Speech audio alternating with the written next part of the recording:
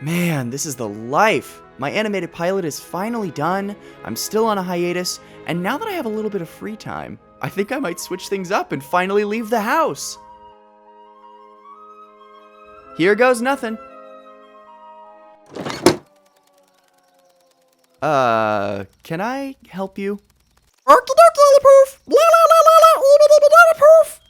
Sorry, what was that?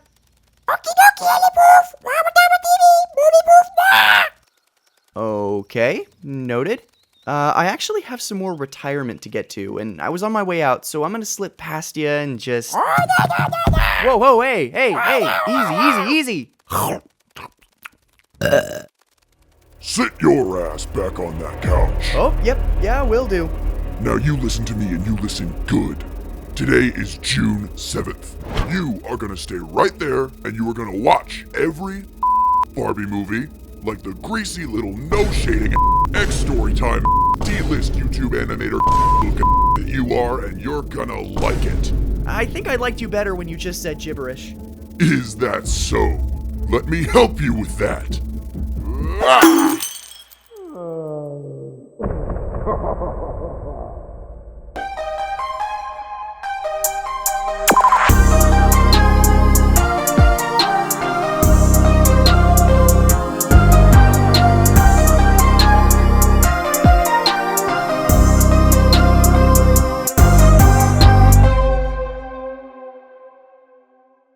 Okay, let's get into it. If you're new here, welcome to my channel, where I talk about whatever I want. Consider subscribing for a respectful, parasocially unremarkable pat on the back through the computer. If you're coming back, sorry for the wait. Surprise, surprise, I'm not dead yet. A couple years ago, I started working on a massive 4-hour video where I watch and analyze all of the Barbie movies. I finished the movies, wrote the script, and recorded it, but animation takes a long time. So Ted Nivison beat me to the punch. This is a call-out post. I will now be poisoning the food at every rainforest cafe. That being said, after scrapping the project for a bit, I decided to change my approach. For the sake of my blood pressure, rather than one big video, we're gonna do a series of 20-ish minute videos covering each movie, starting with today's subject, Barbie and the Nutcracker. With the exception of the 2023 live-action movie and the upcoming Illumination movie, Barbie as a media franchise has been informed by direct-to-video productions. This means there are plenty of animation shortcuts, interesting writing choices, and generally unorthodox filmmaking that'll be fun to dissect from an animator's perspective. To be clear, I know I'm not exactly the target demo for these movies, so the following goofs and gaffes hold absolutely zero weight against anyone else's analysis, and more importantly, childhoods. Take any and all criticism I'm leveling here with an entire shaker's worth of salt. That being said, I think it's time you grab your laundry and start folding. That's right, I'm looking at you. Don't want to watch my cartoon, huh? No, that's fine. But hey, good luck finding all those missing socks. You're gonna need it. Anyway, without any further ado, here's Barbie movie number 1. Bring me the nut. We begin with opening credits of cherub fairies dancing to the dulcet tones of the London Symphony Orchestra. Sidebar, can we bring back opening credits? We're gonna be seeing them on nearly all of these movies, and it effectively sets the tone every time. We open on a ballet studio, where Barbie is helping her unfortunately animated little sister Kelly rehearse a solo from the Nutcracker ballet. The thing about Barbie in these movies is that, from a shonen power scaling perspective, she is absolutely cracked at everything she tries. Kelly can't keep up with her aura farming and fumbles the routine. Clearly a skill issue, but Barbie is a better sibling than me, so she remedies the situation by telling Kelly about the Nutcracker lore to boost her confidence. This sets up a running theme through the first wave of Barbie movies, where the fairy tale is sandwiched into a nice little frame story that teaches Kelly, our audience surrogate, an important life lesson. So as we fly out the window, we're introduced to a girl named Clara. She and her little brother Tommy live with their strict grandpa and seemingly this maid. Mother gave this to me the Christmas I saw my first ballet. Huh? On Christmas Eve, their aunt shows up, fresh off another globe-trotting adventure and wearing... Oh, that was a choice. Anyway, Auntie decides to give Clara her Christmas gift a night early. She unwraps the box to find this. Nutcracker. He sure is ugly. On the outside, maybe. So Clara takes a nap on the couch and wakes up as the clock strikes midnight, only to find the Nutcracker not just moving around, but fighting a whole army of rodents. Insolent mice! These guys are led by the one and only Mouse King, aka Tim Curry? The idea of Barbie and the Nutcracker was sort of extraordinarily clever, because it seems to me if there are two things that a little girl wants to be in this world, it is A, Barbie, and B, a ballerina. This will be the first in a long line of Barbie guest villain roles from actors who are clearly just doing it for the love of the game. First of all, I was kind of astonished that she hadn't, made a movie before, because she is a sort of world star. And I thought it was kind of flattering to be in her movie. Shout out Tim Curry, man. When Clara intervenes to help the Nutcracker, the Mouse King shrinks her with his magic staff. After the Nutcracker successfully fights off the mice, we learn that he too was transformed, and this owl appears to set up our quest. In order to return to their original forms and liberate the kingdom of Parthenia from the Mouse King's tyranny, Clara and the Nutcracker learn that they must cross the Sea of Storms and find the Sugar Plum Princess. The owl then gives Clara this magic locket to ensure her safe return after the spell is reversed, and we're officially on our way. One Doctor Who wormhole later, and we're in a snowy cave. A group of magical snowflake fairies appears to begin our second dance break, but let's put a pin in that for a second to talk about how they're doing what they're doing. In the year of our Lord 2025, it feels like they might be just padding the runtime, but back in 2001, motion capture technology was relatively new. Not only did Mattel bring in the London Symphony Orchestra to do the score, they also brought in New York City Ballet Master-in-Chief Peter Martins to choreograph Barbie's movements, which were performed and captured by principal New York City dancer Maria Kurowski. Point being, this was a huge flex for the time, and they clearly got their money's worth. In addition to just generally being cool animation history, I'm bringing this up because the use of motion capture on this first movie is the breakthrough that ultimately enabled Mainframe Studios to produce all the other animated Barbie movies on bargain budgets. Okay, I'm done yapping. Welcome to Parthenia. It's so beautiful.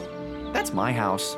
As Clara and the Nutcracker descend into the kingdom, we cut over to the Mouse King's castle to meet the first of many annoying sidekick animals.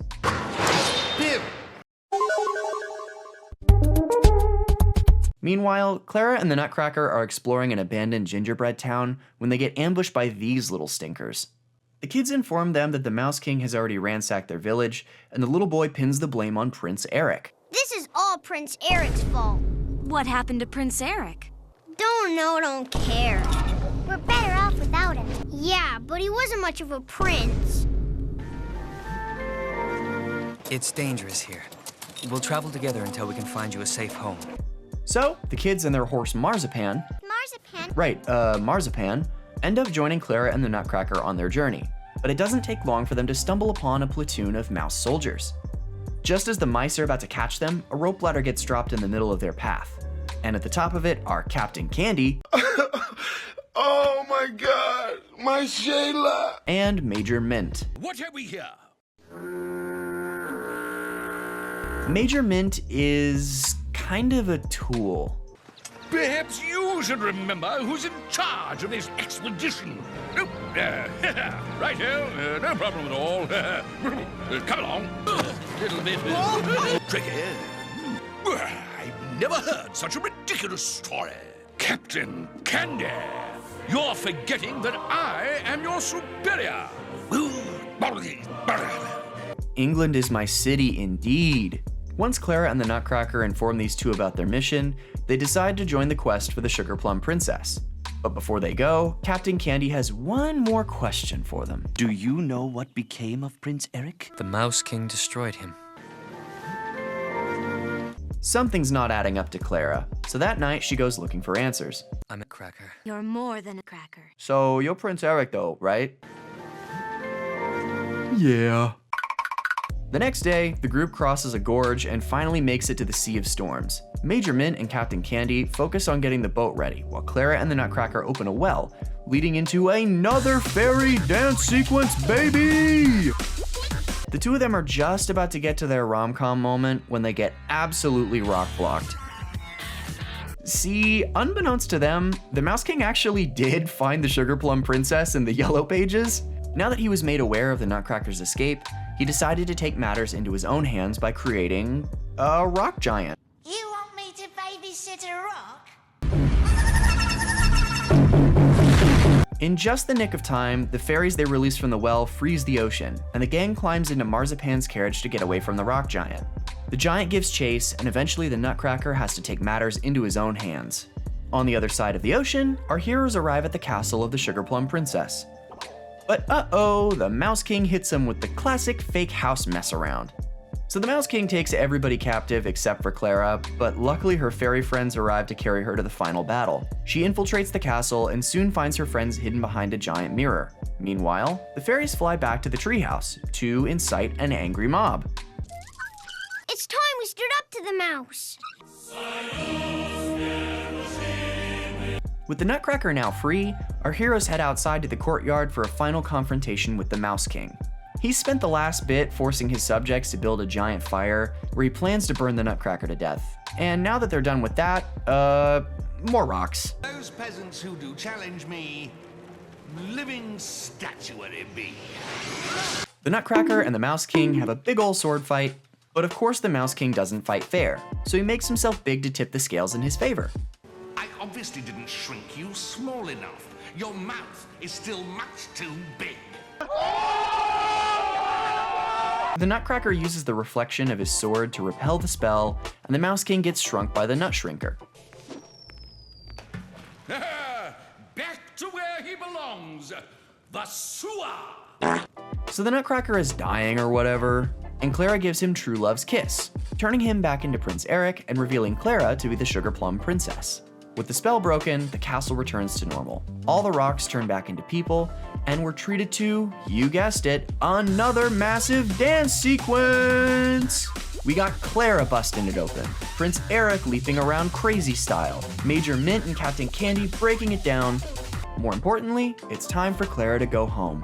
Just as Eric confesses his love for her, back at her grandpa's house, Clara wakes up on Christmas morning.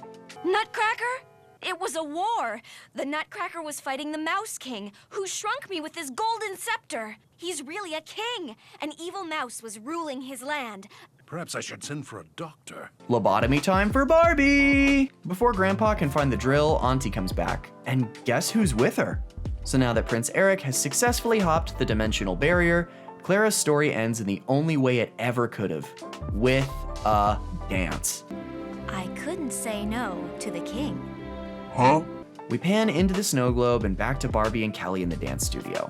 With a newfound appreciation for Clara's bravery, Kelly runs the dance sequence one more time and absolutely nails it. Roll credits. And that's Barbie and the Nutcracker. Nutcracker, I hardly know her. I'm not gonna lie, this movie was a strong start to my Barbie journey. The only Barbie movie I personally grew up with was Princess and the Pauper, which is widely believed to be the best one, because it is.